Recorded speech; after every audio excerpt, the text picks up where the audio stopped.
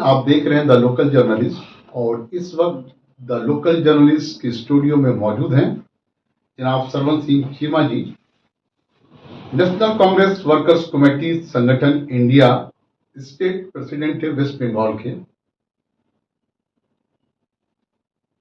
आपको मैं ये बताता चलूं, कुछ दिन कबल ही सरवण सिंह चीमा जी को इनके सोशल वर्क सामाजिक काम को देखते हुए भारतीय दलित साहित्य अकेडमी हरियाणा की जानिब से ट्रॉफी और सर्टिफिकेट दिया गया है। सरवण सिंह चीमा जी, द लोकल जेंट्स में आपका खैर मकदम है। आप सबको मेरा तरफ से नमस्कार, देखने वाले उनको भी नमस्कार, लोकल जर्नलिस्ट वालों को।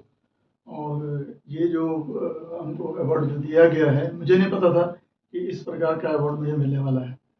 पिछला महीना 20 तारीख को लेटर आया कि ऐसे करके आपको इसमें चुना गया है नेशनल अवार्ड के लिए। तो आश्चर्य हो गया, ये क्या मिला है। तो ऊपर वाले का आशीर्वाद है, आप सब लोग का आशीर्वाद है। और सोशल वर्क में मैं तो काफ़ी दिन से जुड़ा हूँ, तो उस प्रकार से ये मेरा खुशकिस्मत है कि हमको ये अवार्ड दिया गया। कहा जाता है सर, इंसान का काम काम आता है और काम ही बोलता है, नाम नहीं। क्या लगता है सर, 25 साल से जो आप सोशल वर्क करते आ रहे हैं, जरूरतमंद के तहत उनके काम आते आ रहे हैं, ये उसका एक रिजल्ट है सर जो आपको आशीर्वाद के तौर पे मिला है?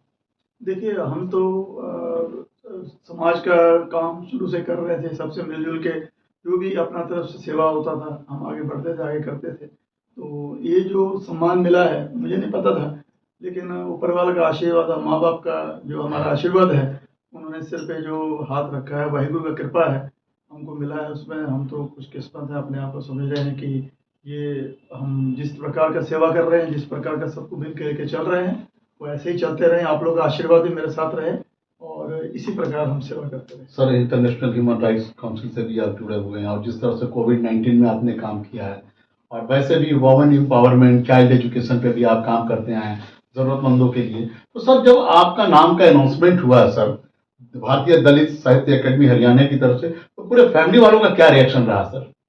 देखिए, जब ये लेटर आया हमको, तो घर वाले तो इतने खुश हुए कि वैसे तो मैं जब निकलता था जाता था बाहर, किसी को इतना पता नहीं था क्या काम करते हैं क्या नहीं है।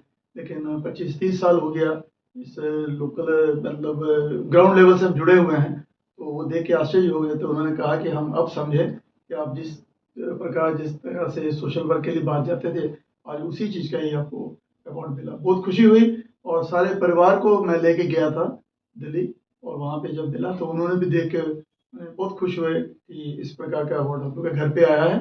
मेरे बड़े भाई साहब जो हैं वो चीफ लेबर कमिश्नर हैं दिल्ली में, और उनको आज से करीब समझिए 1972 में उनको प्रेसिडेंट अवार्ड मिला था।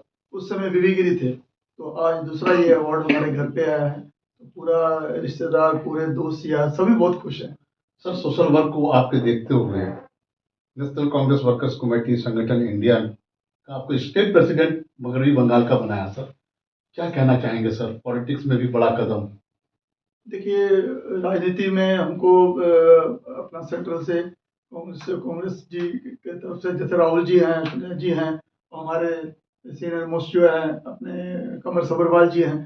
तो इन्होंने यहाँ का एक बहुत बड़ी जिम्मेवारी दी है। तो हम अभी सोच रहे हैं जिस प्रकार के आगे समाज का करते हैं सेवा, वैसे ही सेवा हम कांग्रेस पार्टी की तरफ पे भी करें और लोकल बेस से सबके साथ मिल के आगे बढ़ें और आगे कांग्रेस का हाथ जो है उसको मजबूत करें। देखिए, सबसे बड़ा बात क्या है कि आप सबका ये मैंने रिलेशन सही होना चाहिए, आप सबका आशीर्वाद होना चाहिए हमारे साथ में, और ग्राउंड लेवल से हम इसको आगे लेके जाना चाहते हैं। ये मेरा आंतरिक ख्वाहिश है। क्या कहना चाहेंगे 13 दिसंबर को जो पार्लियामेंट में लोग घुस गए, इतनी सिक्योरिटी होते हुए नए पार्लियामेंट में, कितना शर्मनाक बात है सर? देखिए, ये तो बहुत ही दुखदायी घटना है। ऐसा नहीं होना चाहिए जो सिक्योरिटी की चूक हुई है। ये तो जो भी इतने बड़े-बड़े ऑर्गेनाइजेशन चल रहे हैं, उन लोगों को इसमें ध्यान देना चाहिए। बहुत बड़ा हादसा होने वाला था, किसी प्रकार बच गया। तो हम तो चाहते हैं कि आगे ऐसा कभी हो ना, और सारे जन मिल के इस चीज़ के ऊपर ध्यान दिया जाए। और सिक्योरिटी है तो सब कुछ है, और उसके ऊपर ही सारा कुछ बेस बनता है। अगर संसद में ये हाल है, तो ग्राउंड लेवल में जो आदमी रहते हैं, जो निज स्तर के हैं, उनको क्या सिक्योरिटी मिलेगा।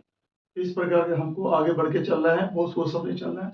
बहुत दुखदायी घटना है ये वाली। अपोजिशन का सवाल करना, सिक्योरिटी लेस पे 145 से 49 अपोजिशन लीडरों को बाहर का रास्ता दिखा दिया था, सस्पेंड कर दिया जाता है। क्या लगता है आप, कहीं ना कहीं नाइंसाफी हो रही है अपोजिशन के साथ? देखिए, ये नाइंसाफी तो हो ही रही है। जो भी अपोजिशन है, कुछ क्वेश्चन अरेज करने जाता है कि इसके बारे में आप लोग जवाब दीजिए मौजूदा मौजूदा सरकार को, तो जैसे ही वो क्वेश्चन किया जाता है उनके बाद इनको बाहर निकाल दिया जाता है। तो ये टोटली तानाशाही चल रहा है, ये वन साइड है गेम। इसमें आपको क्या बताएं, इस चीज़ को सुधारना होगा, हम सबको सुधारना होगा, और सब आवाम को भी इस चीज़ के बारे में ध्यान देना होगा कि ये क्या चीज़ हो रहा है। जो भी चीज़ हो रहा है, कुछ छुप के तो नहीं है, ओपन ऑल हो रहा है। और 100 जो 149 या 50 जो संसद है, ये तो 132 करोड़ जनता के चुने हुए सांसद गए हुए हैं ना। ये तो ऐसा तो नहीं है कि कोई पैसा दे के या कुछ हिसाब से वहाँ पे उनको सीट मिल गया या एमपी बन गए हैं। देखिए, बहुत दुखदायी घटना है। ये कितना नहीं चलेगा समझ में नहीं आ रहा, लेकिन आने वाला 2024 का जो इलेक्शन है, इसमें सबका साथ चाहिए। जैसे कि कांग्रेस पार्टी का साथ दिया जाए, सब पार्टी आपस में मिलकर हम लोग के साथ आइए, हम लोग आगे बढ़ेंगे और इसको फाइट करके जैसा भी होगा इसका रिजल्ट अच्छा निकालेंगे, और आने वाले समय में 2024 में अच्छा रिजल्ट आने वाला है। जाट की बेटी के साथ बदसलूकी, क्या कहना चाहेंगे इन इलेक्शन के दौरान?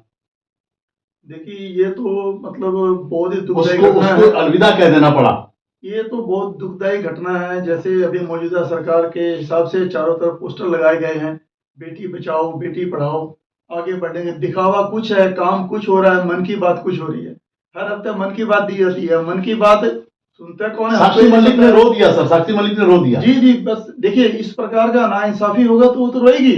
उसके साथ में तो वो ग्राउंड लेवल से उठ के आज उस जगह पे देश को उसने अवार्ड दिया और सारे देश का नाम ऊंचा किया, और जिसको लास्ट में क्या हुआ, उसको इंसाफ नहीं मिला।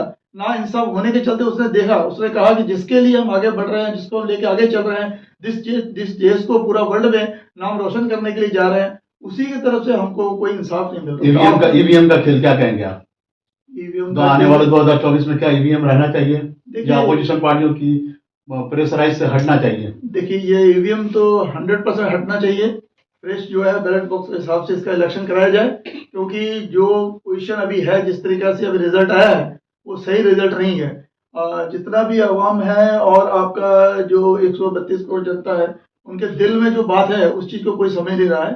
लेकिन सब अगर एक साथ हो, हम लोग सब एक साथ मिल के अगर इसको अपोज किया जाए, तो ऑटोमेटिकली इसका रिजल्ट बहुत अच्छा ही आएगा। इसमें भारतीय जनता पार्टी को भी इसमें आना चाहिए। देखिए, अगर वो उनके उनके हिसाब से उनको लगता है कि हमारे काम से जनता खुश है, हमारे काम से आगे बढ़े हैं, ओपन टू ऑल करें ना, दिक्कत क्या है? तब दूध का दूध पानी का पानी हो जाएगा। राहुल गांधी का पद यात्रा फिर शुरू होना चाहिए, भारत जोड़ो यात्रा। हाँ जी, ये अभी फिर राहुल गांधी जी का पद यात्रा शुरू हो रहा है, और सारा कुछ ऑलरेडी रेडी भी हो गया है। इसमें सारे देश के जो जनता है वो सारे उनके साथ में हैं।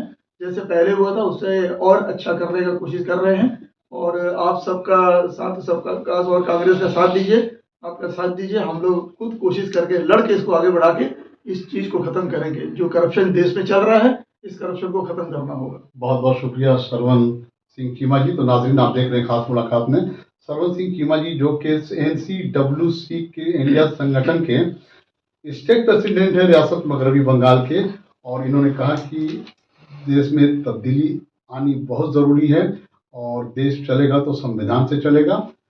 पल पल की अपडेट्स के लिए आप बने हुए हैं द लोकल न्यूज़ के साथ। मैं शमसुद्दीन कोलकाता से, बहुत बहुत शुक्रिया।